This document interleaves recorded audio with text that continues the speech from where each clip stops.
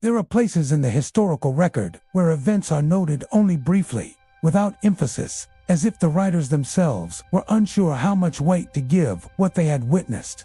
In the autumn of 1909, several such entries appear scattered across logging ledgers, personal journals, and regional newspapers from the interior timber regions of the Pacific Northwest. Individually, they read as minor disturbances.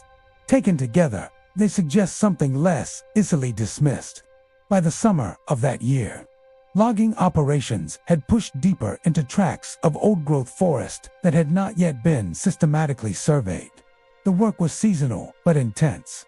Crews of 30 to 40 men lived in temporary camps constructed from rough timber and canvas, often many miles from the nearest settlement. Supplies arrived infrequently. Communication with the outside world was limited to written dispatches carried by wagon or rail at irregular intervals. The forest itself was described consistently across accounts. Dense stands of cedar and fir, trees of such age and height that daylight rarely reached the ground in full. Moss grew thick along fallen trunks. Sound carried poorly. Men accustomed to open valleys noted that distances were difficult to judge, and that voices could seem close one moment and impossibly far the next. The crew at the center of these reports was contracted under the supervision of a foreman named William H. Carter, a man in his early 40s with nearly 2 decades of experience in timber work.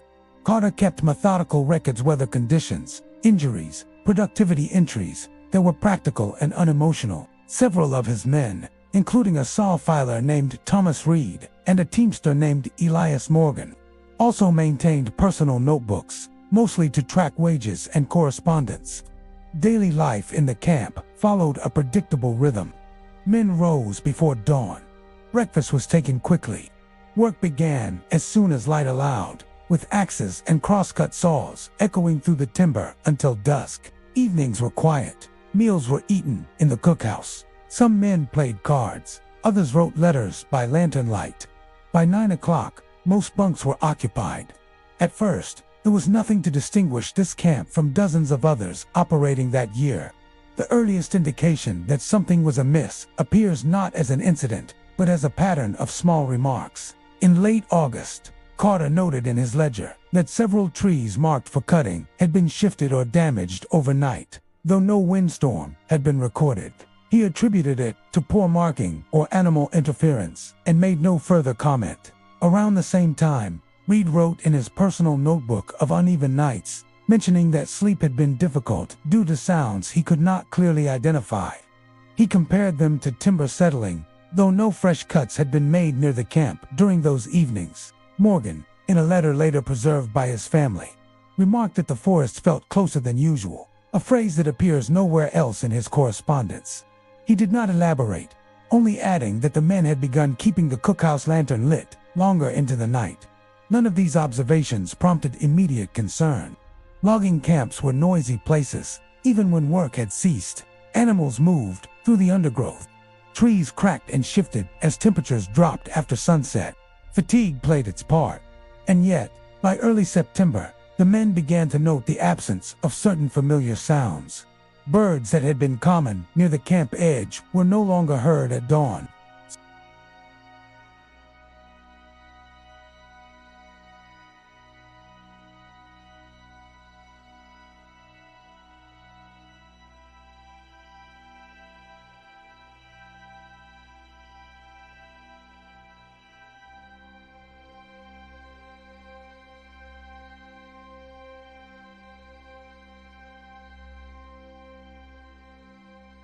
But in the quiet notations left behind, it is clear that by the end of that month, the men believed, without stating it directly, that something in the forest was no longer behaving as expected. And it was in this atmosphere, marked by routine labor and subtle unease, that the first distinct disturbance would soon be recorded. The first event, later identified as a disturbance, occurred without spectacle and without witnesses who could fully agree on what they had seen or heard. Its significance was recognized only in hindsight, after similar moments followed. On the evening of September 14, 1909, the camp settled as usual. Weather records from Carter's ledger describe the night as clear and unseasonably still. No wind was noted. Temperatures dropped quickly after sunset, a common condition in the deep forest, and the men retired earlier than normal. Sometime after midnight, several individuals were awakened independently. Their accounts differ in detail, but align in sequence. Reed wrote that he was stirred by what he believed at first to be distant, movement-heavy, irregular, and deliberate. He described it not as walking, but as pressure against the ground, as if weight were being tested. Morgan, sleeping in a separate bunkhouse, recorded waking to silence so complete it was disorienting. He noted that even the usual creaking of timber frames had stopped. When he sat upright, he became aware of a sound beyond the clearing's low intermittent contact with brush or low branches. No alarm was raised immediately. In logging camps, caution was often tempered by practicality. Men listened, waited, and attempted to place the source. Elk were common in the region, so were bears, though they rarely approached camps without being noticed earlier in the evening. After several minutes, the sounds ceased. The following morning, Carter recorded delays in beginning work due to what he termed disarray at the north edge. Several felled logs stacked the previous afternoon had shifted downslope during the night. The movement was slight, but required repositioning before teams could proceed safely. Boot prints were observed in the soft earth nearby, but they did not match the pattern of any individual working that section. Carter dismissed this as overlapping tracks obscured by dew and shadow, a reasonable explanation given the conditions. More difficult to explain was the condition of a supply crate stored near the tree line. Its lid had been forced open, not broken, and several items, salt pork and lamp oil, had been removed and left scattered nearby.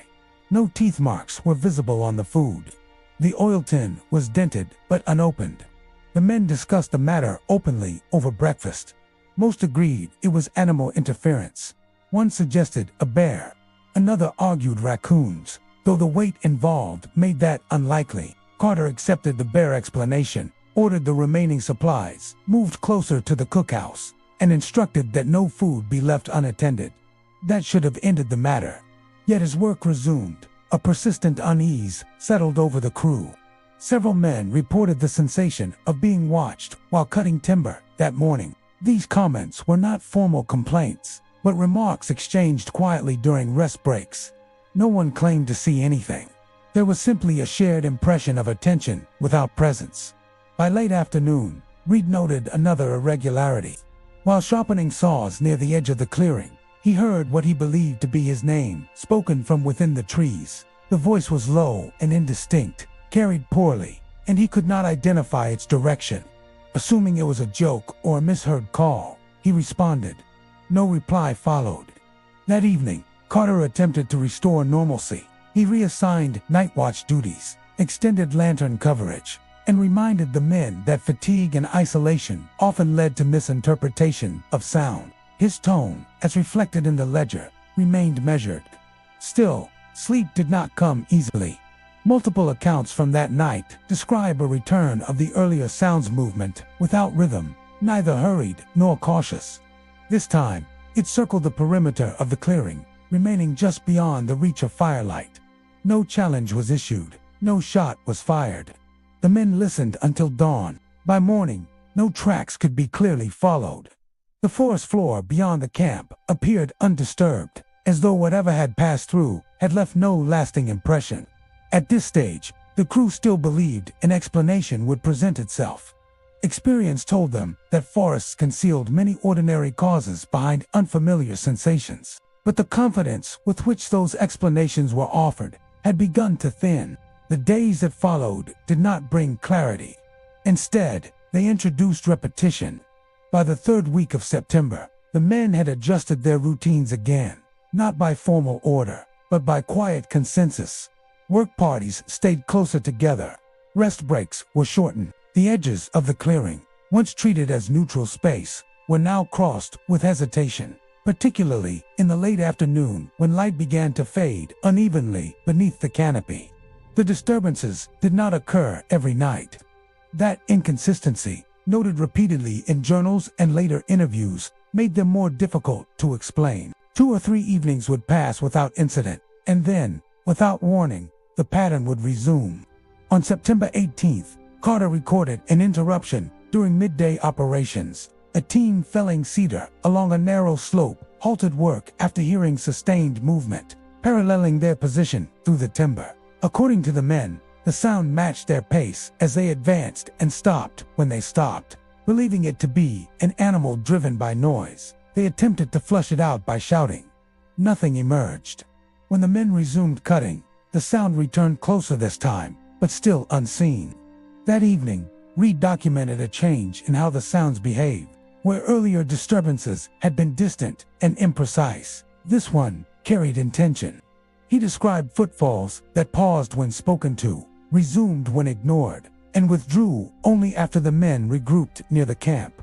Morgan, in a separate account, noted that the forest itself seemed altered during these moments. He wrote that familiar landmarks were harder to identify, and that paths used daily appeared subtly misplaced, as though angles and distances had shifted. He attributed this to failing light and strain, but added that the sensation did not pass once he reached open ground. Physical evidence, though limited, began to accumulate. A mule, tethered near the supply line, broke loose during the night of September 20th, tearing its halter and fleeing into the trees.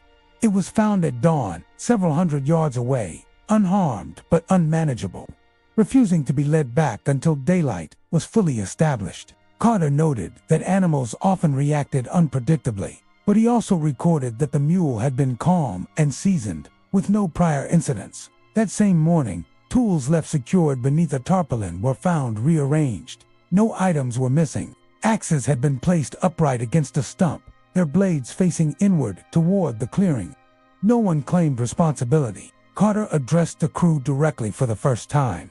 His remarks, summarized later in his ledger, emphasized discipline and restraint. He cautioned against speculation and reminded the men that panic created more danger than any external factor. Work would continue. No deviations from protocol would be tolerated. Despite this, conversations among the men grew more subdued. Even those most inclined toward rational explanation admitted difficulty reconciling the timing and placement of events.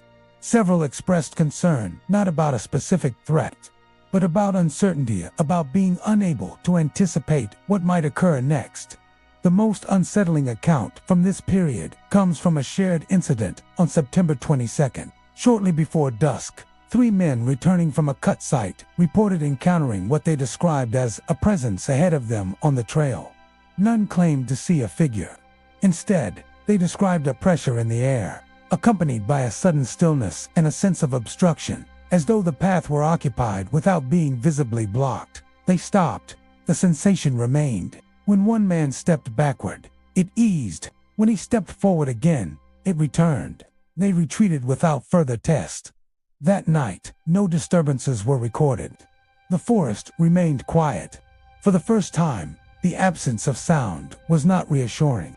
The final incident occurred under conditions that offered no clear advantage to fear or imagination. It was neither fully dark nor fully light, and it involved more witnesses than any event before it. On the morning of September 25th, a logging team was dispatched before dawn to assess damage from the previous day's cut along a ravine east of the main camp. Carter accompanied them, along with 6 men, intending to settle growing unease through presence and routine. Fog lay low in the timber, thin but persistent, muting sound and narrowing visibility without fully obscuring it. According to Carter's later entry, the group moved slowly, speaking only when necessary. No disturbances had been reported during the night, and the camp itself had remained quiet. Roughly half a mile from the clearing, the men halted. What stopped them was not a sound, but the absence of one. The creak of harness leather, the scrape of boots, even their own breathing seemed subdued. Several men later stated that they became aware of this silence at the same moment, though none could explain why. Then, without warning, movement occurred ahead and to the right of the trail. Branches shifted not violently, but with deliberate separation. As though something large were passing through without haste, the men stood still. No animal emerged. The motion continued parallel to their position, remaining within sight of the disturbed brush, but never crossing into open ground. One of the men called out, identifying himself by name. There was no response. Carter ordered the group to advance together. As they moved, the disturbance moved with them, maintaining distance. This continued for several seconds, long enough for the men to note that the pace matched their own precisely. At this point, accounts diverged slightly. Two men later stated they saw a vertical shape within the fog, darker than the surrounding timber, but indistinct and without definable outline. Another insisted he saw nothing at all, only the effect of something occupying space where it should not have been. What all accounts agree upon is the sensation that followed. Several men described a sudden weight, not physical pressure, but a tightening in the chest and limbs that made movement difficult. One dropped his axe without realizing he had done so. The disturbance stopped, the fog lifted marginally, and the forest returned, visibly unchanged. Carter ordered an immediate withdrawal. No discussion took place until they reached open ground near the camp. Even then, speech was limited. One man was visibly shaken, unable to resume work for the remainder of the day. Another requested reassignment away from the ravine area. No injuries were recorded. No physical trace was found when the site was later inspected under full daylight. Trees, brush, and ground showed no sign of passage consistent with the movement observed. That afternoon, Carter suspended operations in the eastern section indefinitely. This decision marked a shift. Until then, disturbances had been tolerated as anomalies. After September 25th, they were treated as a condition of the environment, uncontrollable and requiring avoidance rather than explanation. That night, the men gathered earlier than usual. Lamps remained lit. No one ventured beyond the clearing after sunset. There were no sounds from the forest, but sleep, according to every surviving account, did not come easily. The days following the incident of September 25th were marked not by further disturbances, but by restraint. Operations continued, though at reduced capacity. Work was confined to areas closest to the camp, and no teams were sent into the eastern ravine again. Carter documented these adjustments without justification in his ledger, noting only changes in output and hours worked.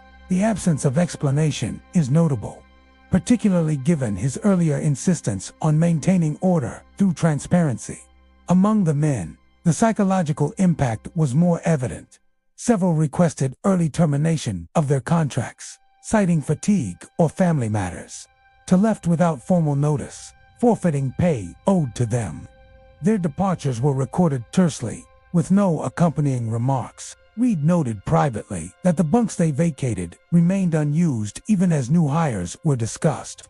Conversation shifted away from speculation.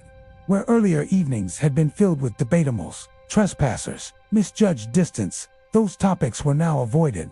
The men spoke instead about weather, supply schedules, and rumors from other camps. When the forest was mentioned, it was in practical terms only. Sleep patterns changed. Watches were kept longer than necessary. Lanterns burned through the night, despite orders to conserve oil. No one objected. Reed's notebook from this period contains fewer entries, but one stands out. Dated September 28th, it reads simply, "Nothing last night." That is worse. He did not elaborate. Morgan wrote to his brother that same week, stating that the work had become uneven, and that the men were mindful of where they placed themselves. He stopped short of describing fear, but he did note that no one walked alone after dusk anymore. Even within the clearing, Carter attempted to impose structure through documentation. He requested written statements from the men who had accompanied him to the ravine, framing them as routine incident reports. Only 4 complied. Their accounts were factual, restrained, and notably consistent in sequence, if not interpretation. None attempted to name or define what they encountered. Shortly thereafter, Carter sent a brief notice to the contracting company recommending that the eastern tract be surveyed at a later date, possibly after the winter season. The wording suggested environmental difficulty rather than danger. No reply is preserved. The forest itself offered no further events of record. No sounds returned. No supplies were disturbed.